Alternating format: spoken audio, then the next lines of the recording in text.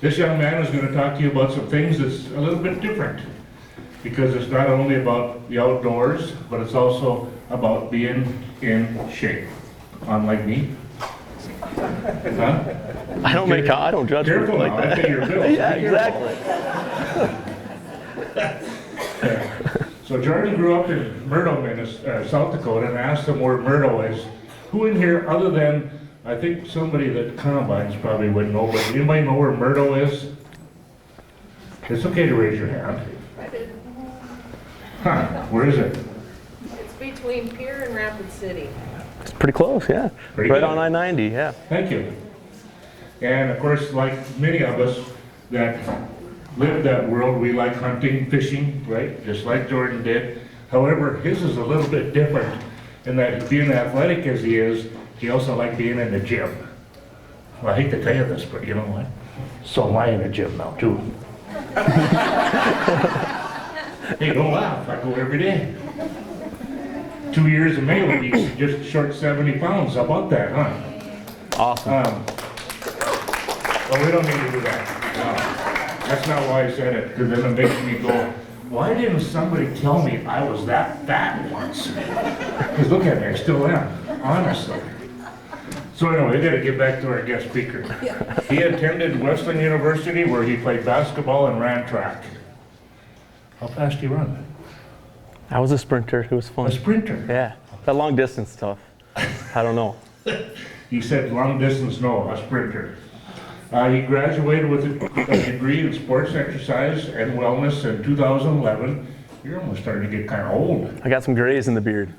Mistakes. I know.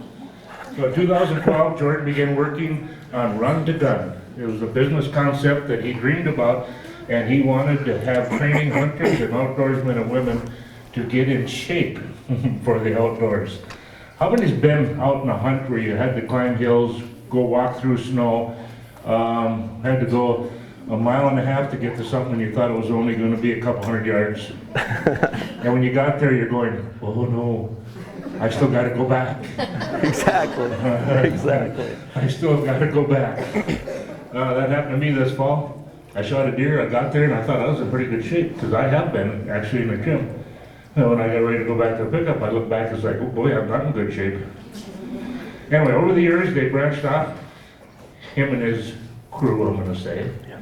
And they put on a TV show called Run to Gun, the Live Beyond the Average podcast, and their own supplemental line, and a seeker supplement. I'm not going to go into any more of that. So with that, help me welcome Jordan, and he's going to entertain you for a while.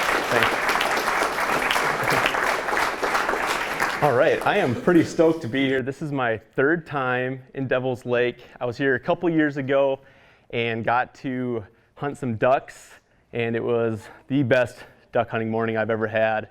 We limited out really quick. Unfortunately, I got the flu that night and didn't get to hunt the next morning, so I was super bummed. And then I came back up last summer and got to fish some walleyes for a couple afternoons, and again, two of the best days fishing I've ever had. So I'm really excited when I get to come up here. I got, like, you said, like 90 minutes to talk, is that right? Yeah. 90? Okay. So, you know, who has seen, so we started our TV show back and we were filming it in 2013 when we started. Has anybody seen Run to Gun TV before? To get a little context for the room. Awesome. So actually, like, more than I thought. That makes me feel good.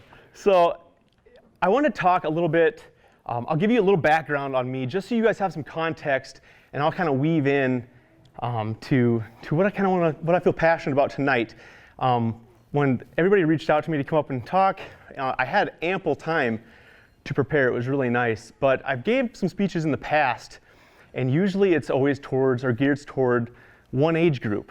And so this was so much different for me, being able to have 8-year-olds in here all the way up to their parents. And so kind of a special thing. So I gave it a lot of thought of what I wanted to speak about.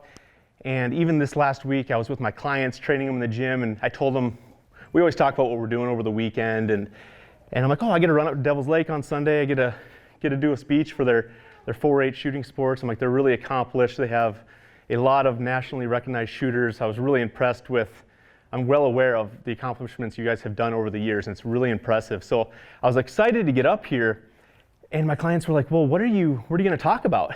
And I'm like, I don't know yet.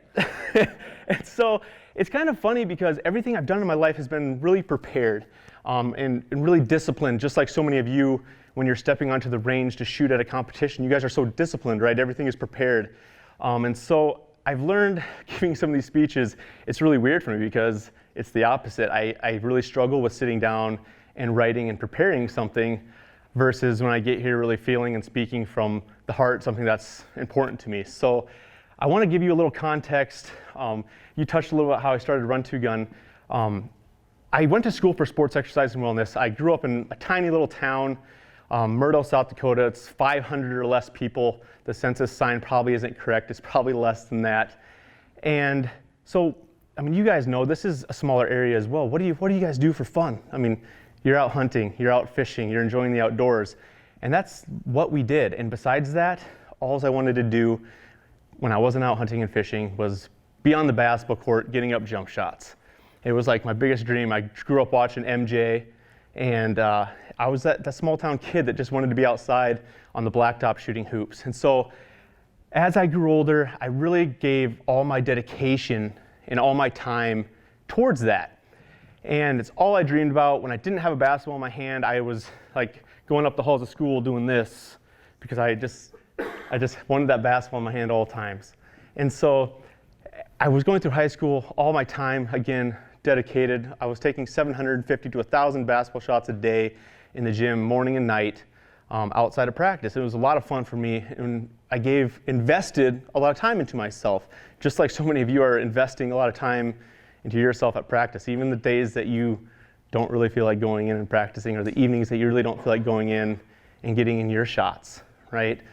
And so as I was doing that, I dreamed of having a college scholarship to play basketball. I wanted to play at a higher level, and I've got an opportunity to do that. I went to college to play basketball. And so still in love with it and had a great couple years playing, and it was really weird. I went through this new transition in my life, and all of a sudden, after my sophomore year of college, I was like, I don't really love basketball. And it was really difficult time being 20 years old, and what I really identified myself as was a basketball player. That was really it. And so it was really weird to try to start navigating that, and do I give up basketball or do I just keep going? Maybe this is just a phase. And finally I realized there were so many other things in my life that I loved, like the outdoors, that I finally made the choice I was gonna stop playing basketball. So I invested all these years of my life, and I felt like I just let everybody down. I let myself down, and all that investment was totally wasted. So we move on from basketball, and we graduate college with sports exercise degree. It was awesome though that junior and senior year because I got to hunt again. Those first 2 years of college when I was in sports, it was like if I got to go out 2 days in the fall, got to run home and do it, great. But so junior and senior year, it was like sweet. Back out in the field, really falling in love with it again in a deeper sense. And all of a sudden, my hunting mentors, my great uncle, my grandfather, these guys who I would go to their cabins and their houses, and they would be filled with giant elk and bighorn sheep and mountain goats and mule deer. I mean, these guys were my idols growing up, and I wanted to hunt with them. So, and my grandpa actually had 33 years preference points for an elk hunt in South Dakota, and I was really pumped because when you get in that level, it's gonna come anytime. And you're gonna draw that tag. And so it was my senior year of college, and I was talking to my grandpa that summer. I'm like, did you get your elk applications in? And he was like, no, I didn't, I'm not putting it in this year. And I'm like, Grandpa, you got 33 years preference points. What are you doing? He's like, I just don't feel physically able to, if I did draw it, I wouldn't be able to do anything anyway. And so I was super bummed, just wind let out of the sails. And then the same thing really happened with my great uncle, which he was even another level of hunter. I mean, this guy was insane, and preference points. And so I got to that age where I was gonna have the time to actually go out with these guys. Wasn't in school anymore, or I was able to make the time, and they weren't hunting.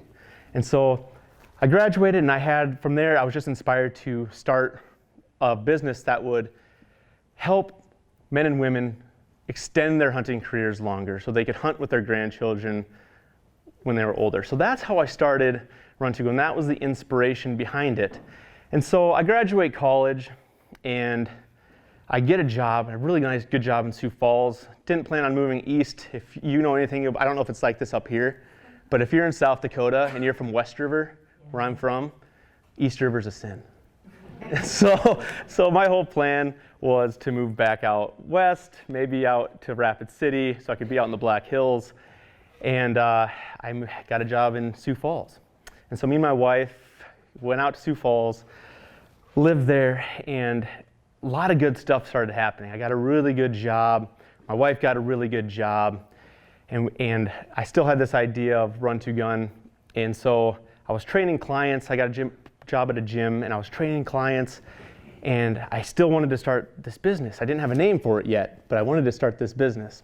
And so I was training a couple people, and they happened to be like marketing specialists, and they filmed videos, and they did all this stuff. And I was talking to them about it, and they're like, well, why don't you just start this business? And I didn't know how to go about it, and they really inspired me to help push to that next level. And so we filmed this promo video to train hunters and sportsmen for hunts, and we built a website, and they were like, this would make a really cool TV show.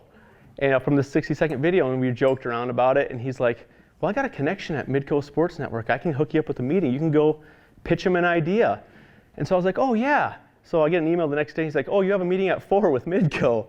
So I run over there, pitch them my concept. It was in August, and they were like, yeah, we love your concept. Can you have a 13-episode season ready for us by January 1st? And I was like, oh yeah.